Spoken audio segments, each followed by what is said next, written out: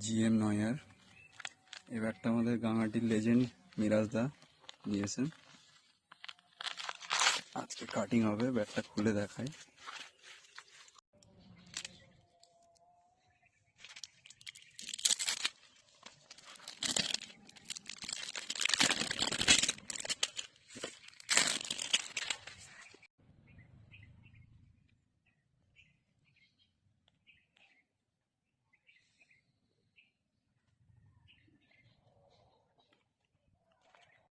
ব্যাটটার sticker তোলা complete হয়ে গেছে, এবার কাটিং এর কাজ চালু হবে।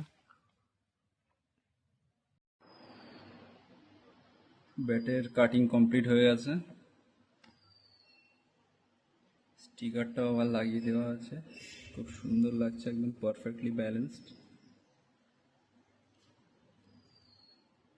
এখানে একটা বাইন্ডিং দিয়ে দেওয়া হয়েছে,